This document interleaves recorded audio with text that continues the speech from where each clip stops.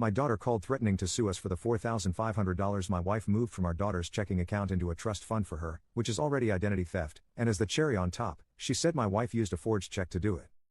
My wife came to me on Friday and asked if I had spoken to our daughter recently. I told her I had not, but asked why she wanted to know. She said, I got a phone call from our daughter and she is threatening to sue us for money, her clothes, and the car. I asked my wife what money she is thinking of suing us for, and my wife said that she moved $4,500 from my daughter's checking account into a trust account that she cannot touch until she is 21. I asked my wife if her name was on the account. She said, I was there when she opened it. Which, WTF are you thinking? I told her that was identity theft. She said, no, she gave me the PIN when we opened the account. Okay, then. That makes no sense. I then checked my email and my daughter says that my wife used a forged check to take all of the money out of her account. The total was indeed $4,500. My daughter says that she has the proof that the check was forged. I am thinking that, at a minimum, my wife can be charged with identity theft, forgery, and fraud. Am I wrong in thinking that this would be a second-class felony under PA law because of the amount involved?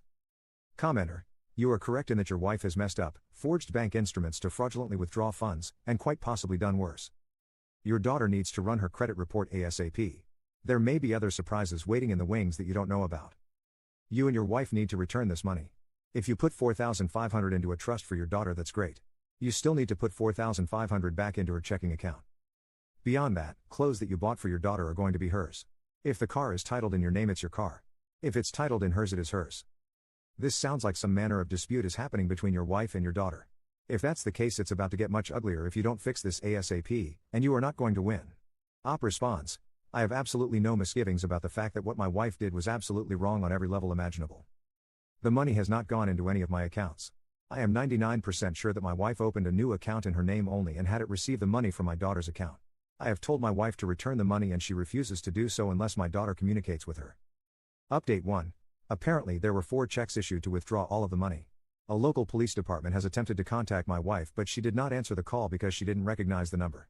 My wife says that if my daughter files a suit, she will file a counterclaim for emotional distress in the amount of $5,000. She says that she has a therapist who is willing to testify as to the devastating emotional stress my daughter has caused her.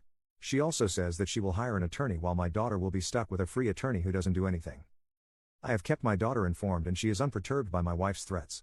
I have told my daughter that I will speak to any authority and will not lie on behalf of any party. I am well aware of the fact that my wife needs professional help. Our pastor advised her to seek mental help. Her parents asked her to seek mental help. Her children asked her to seek mental help. I have asked her to seek mental help. She says that she is seeing a therapist, but she will not provide me with a name and says that she is paying for it out of pocket. I cannot force her to get mental help unless she is acutely homicidal or acutely suicidal. If I could go down the block to the courthouse at lunchtime and get her put on a 72-hour hold for being a jerk, I'd do that.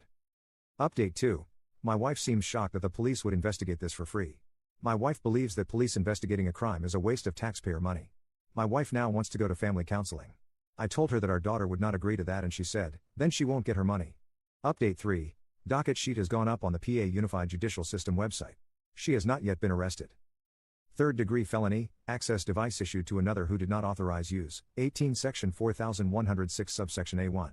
Penalty is up to 7 years in prison and or up to $15,000 in fines. First-degree misdemeanor, theft by unlawful taking, movable property, 18 Section 3921 subsection A. Penalty is up to 5 years in prison and a minimum fine of $1,500 up to $10,000. I am sure there could have been more charges. Hopefully, they will let her plead down to some lesser offense, slap her with a hefty fine, and make her pay restitution. Hopefully, she will learn a lesson. Update 4, almost 2 years later, found in a comment on another post. First, you earned that scholarship money.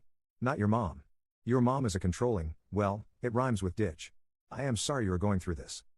Second, my wife did to our daughter almost the same thing. Account was in my daughter's name only, though, that your mother did to you and for pretty much the same reason. Eventually, my wife was charged with a felony and a misdemeanor. I got to pay approximately $4,000 to hire a defense attorney. My daughter got her money back and asked the state to drop the charges, which my wife spun as a victory on her own part. My wife's bad actions were a very serious factor in my decision to file for divorce last year. I can't have my wife trying to control my daughter's lives and expecting me to defend her when she is called out.